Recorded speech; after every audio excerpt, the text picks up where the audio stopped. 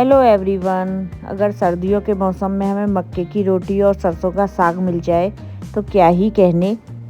और मैं आपको एकदम आसान तरीके से मक्के की रोटी और सरसों का साग बनाना बताऊंगी, जो कि बहुत ज़्यादा टेस्टी बनके तैयार हुआ है। एक बार आप इस तरह से बनाकर ज़रूर देखिएगा, आपको ज़रूर पसंद आएगा। काफ़ी सारे लोगों का हमेशा ये कमेंट आता है कि आप रहते तो पंजाब में हो, पर आपने पंजाब की कभी ऑथेंटिक मक्के की रोटी और सरसों का साग की रेसिपी शेयर नहीं करी है। तो चलिए बनाते हैं सरसों का साग और मक्की की रोटी। काफ़ी सारे लोग इसको इसलिए नहीं बनाते क्योंकि इसमें बहुत ज़्यादा झंझट होते हैं, लेकिन आप अगर इस तरह से बनाएंगे तो आपको बिल्कुल भी दिक्कत नहीं होगी और आप इजीली इसको बना पाएंगे। तो चलिए हम अपने किचन गार्डन में, जहाँ से हमें सरसों लेनी है,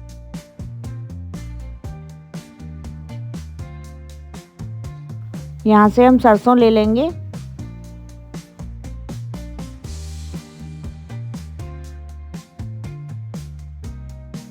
इस सरसों के बाद हमें पालक लेना है। पालक के बाद फिर हमें बथुआ लेना है। ये सब मैंने अपने किचन गार्डन से ही लिया है, आप इसमें मेथी भी डाल सकते हैं। सरसों का साग बनाते समय हमें इसकी क्वांटिटी का विशेष ख्याल रखना होगा। जैसे जितनी हमने सरसों ली है उसका आधा हम पालक लेंगे और पालक का आधा हम बथुआ लेंगे। आप इसमें मेथी का भी यूज़ कर सकते हैं, मैंने इसमें मेथी ऐड नहीं की है, केवल यही 3 चीज़ें ली हैं इसको बनाने के लिए। अब हम सारी चीज़ों को लेने के बाद इसको पानी में अच्छे से वॉश कर लेंगे, जिससे इसकी सारी मिट्टी निकल जाए। क्योंकि जैसा कि आपने देखा कि ये मेरे किचन गार्डन से ही मैंने ली है, तो हम उसमें कोई फर्टिलाइज़र्स वगैरह का यूज़ नहीं करते हैं। तो ये एकदम बिल्कुल फ्रेश है और इसमें ज़्यादा डस्ट वगैरह भी नहीं होती है, तो ये जल्दी से साफ़ भी हो गई। सारे पत्तों को धो लेने के बाद अब हम इनको चॉप करेंगे। हमें सरसों के पत्तों को लेकर एक गड्डी सी बना लेनी है इस तरह से, और हम इनके डंठलों का भी यूज़ कर सकते हैं इसमें। और इस तरह से हम सबको महीन महीन काट लेंगे।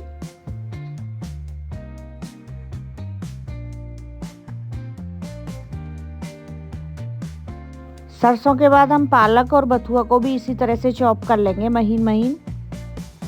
इस तरह से हम अपने सारे पत्तों को चॉप कर लेंगे और इसके बाद एक प्रेशर कुकर लेंगे और प्रेशर कुकर में हम ये जो हमने सारे पत्ते चॉप किए हैं उन सबको डाल देंगे।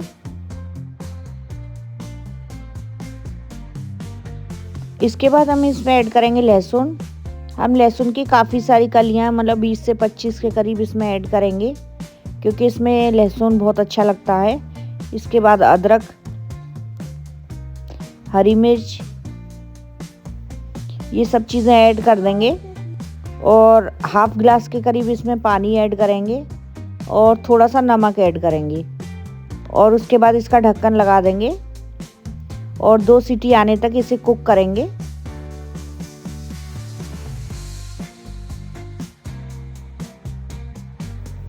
टू विसिल आने के बाद जब हम इसे ओपन करेंगे तो फिर हम इसको थोड़ा सा चमचे की सहायता से इसको मिलाएंगे। उसके बाद फ्लेम को हम ऑन ही रखेंगे और इसे मैशर की मदद से अच्छे से मैश कर देंगे,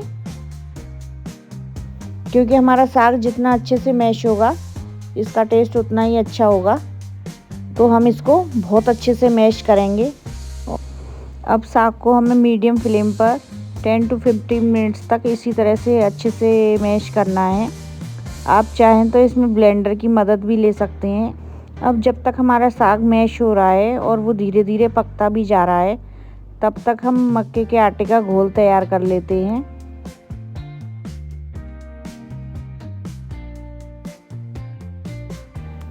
अब मैंने लगभग 2 बड़े चम्मच के करीब मक्की का आटा लिया है और इसमें आधा कप के करीब हम पानी ऐड करेंगे। पानी हमको धीरे धीरे ही डालना है और इसका एक घोल तैयार करना है। जब इस घोल को हम साग में डालेंगे तो बिल्कुल भी लम्स नहीं पड़ेंगे उसमें। अब जबकि ये घोल भी तैयार हो चुका है और उधर हमारा साग भी बन रहा है, मैंने 10-15 मिनट तक साग को अच्छे से पकाया है। उसके बाद हम इसमें ये वाला घोल डाल देंगे। घोल डालने के बाद इसको हम अच्छी तरह से मिक्स करेंगे। और इसको लगातार चलाते रहेंगे। अभी कुकर को खोलने के बाद से अब तक के प्रोसेस में करीब 30 से 40 मिनट तक हम इसको पकाते ही रहते हैं, क्योंकि ये जितना ज़्यादा पकता है उतना ही इसका अच्छा टेस्ट आता है। तो दूसरी तरफ हम तड़के की तैयारी कर लेते हैं। मैंने 2 टेबल स्पून के करीब देसी घी लिया है। इसके बाद इसमें ऐड किया है थोड़ी सी हींग, उसके बाद जीरा। इसके बाद हम इसमें ऐड करेंगे काफ़ी सारे लहसुन जो हमने पहले से ही चॉप किया हुआ रखा है। इसके बाद ग्रेटेड जिंजर। साग में अदरक और लहसुन का बहुत अच्छा टेस्ट आता है, इसलिए आप इसमें कंजूसी ना करिएगा, क्योंकि इसमें ज़्यादा पाउडर मसाले तो पड़ते नहीं हैं, तो इन्हीं से इसमें टेस्ट एनहांस होता है। लहसुन और अदरक के भुन जाने के बाद हम इसमें ऐड करेंगे प्याज। प्याज के ट्रांसपेरेंट हो जाने के बाद हम इसमें ऐड करेंगे एक मीडियम साइज़ का टमाटर। ये ऑप्शनल है, आप चाहे तो डाल सकते हैं, नहीं तो स्किप भी कर सकते हैं। अब सारी चीज़ों को मीडियम फ्लेम पर लगातार चलाते रहेंगे, जिससे कि ये अच्छे से भुन जाएं और इनका कच्चापन निकल जाए। सारी चीज़ों के अच्छे से भुन जाने के बाद हम इसमें ऐड करेंगे 1 टेबल स्पून के करीब red chilli powder, 1/4 tablespoon के करीब हल्दी पाउडर। टमाटर अब अच्छे से सॉफ्ट हो चुके हैं, तो अब हम इसमें डालेंगे साग और इसे बढ़िया से मिक्स करेंगे। इसको हमने अच्छे से मैश किया है, तो देखिए इसका कितना दरदरा टेक्सचर आया है, जो कि खाने में बहुत अच्छा लगता है। जैसे कि आपको पता ही है कि हमारी सारी चीज़ें पहले से पकी हुई हैं, तो अब हमें इसे ज़्यादा देर नहीं पकाना है। केवल 5 to 7 मिनट्स के लिए ही लो मीडियम फ्लेम पर इसको पकाना है और लगातार चलाते रहना है, जिससे कि सारी चीज़ें एक दूसरे में अच्छे से मिक्स हो जाएं। जब साग को पकते पकते 5 से 7 मिनट हो जाएं, तो फ्लेम को ऑफ कर दीजिए और इसे घर के मक्खन के साथ सर्व कीजिए। बहुत ही ज़्यादा यमी लगता है। मैं नमक डालना भूल गई थी, इसलिए मैंने लास्ट में नमक डाला है। ध्यान रहे कि नमक हम पहले भी डाल चुके हैं, इसलिए नमक की क्वांटिटी को हमें अपने टेस्ट के अनुसार ही देखना होगा। अब बनाते हैं मक्के की रोटी। तो इसके लिए मैंने पानी रख दिया है गरम करने के लिए। 2 से 3 कप के करीब मैंने पानी रखा है गरम करने के लिए। इसको हम अच्छे से गरम कर लेंगे। अब पानी हमारा अच्छे से गरम हो रहा है, तो हम इसमें ऐड कर देंगे 1 टेबल स्पून के करीब घी। फिर इसके बाद ऐड करेंगे थोड़ा सा नमक। अब हम इसमें ऐड करेंगे मक्की का आटा। मैंने 3 बाउल के करीब मक्की का आटा लिया है। मक्की का आटा डालने के बाद हम इसे चम्मच से चलाएंगे, क्योंकि ये बहुत ज़्यादा गर्म है, इसलिए हम हाथ से नहीं चलाएंगे इसको। मक्की का आटा हमें धीरे धीरे इसमें मिक्स करना है, जिससे कि लम्प्स न पड़े। धीरे धीरे करके हम मक्की का आटा इसमें ऐड करते जाएंगे और चम्मच की सहायता से चलाते जाएंगे, जिससे कि क्या होगा कि ये धीरे धीरे अपना डो की शेप ले लेगा। इस तरह से देखिए। फिर हम इसको किसी बड़े बर्तन में निकाल लेंगे।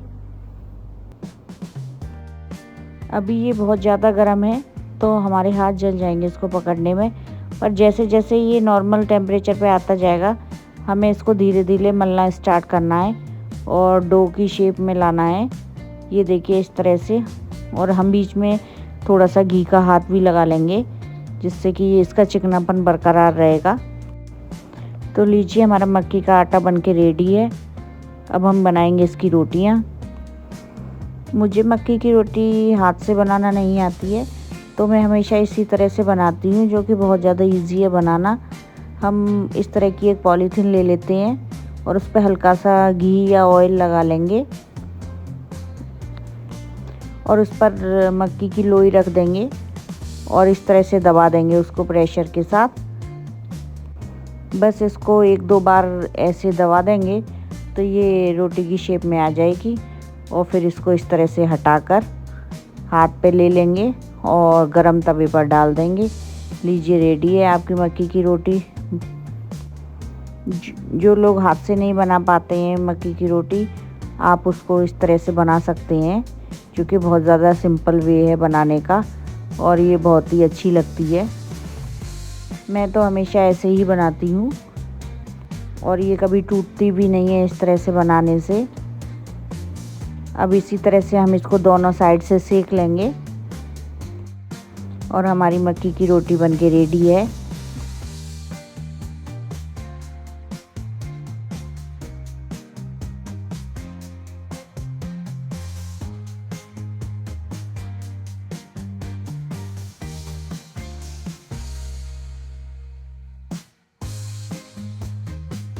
आप देख ही सकते हैं इस तरह से रोटी बनाने से कितनी अच्छी रोटी बनके रेडी होती है। और इसी तरह से मैंने सारी रोटियां बना ली थी। अब मैं आपको दिखाती हूँ अपनी थाली का फाइनल लुक।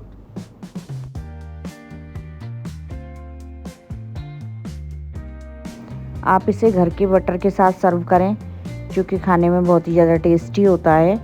और यदि सरसों के साग और मक्के की रोटी पर वाइट वाला बटर हो तो बहुत ही ज़्यादा टेस्टी लगती है। आपको मेरी ये रेसिपी कैसी लगी प्लीज़ कमेंट बॉक्स में ज़रूर बताइएगा। वीडियो को लाइक और शेयर करिएगा और यदि चैनल पर न्यू है तो प्लीज़ सब्सक्राइब ज़रूर करिएगा और अपने दोस्तों के साथ शेयर करिएगा। अगर आप इस तरह से सरसों का साग और मक्के की रोटी बनाएंगे तो कौन ही मना करेगा खाने के लिए, चाहे बच्चे हो या बड़े। आपकी फैमिली में सभी को ये बहुत पसंद आने वाली है, तो प्लीज़ ट्राई ज़रूर करिएगा। तो चलिए मिलते हैं फिर नेक्स्ट वीडियो में इसी तरह की हेल्दी रेसिपीज़ के लिए। Thank you for watching. Bye bye.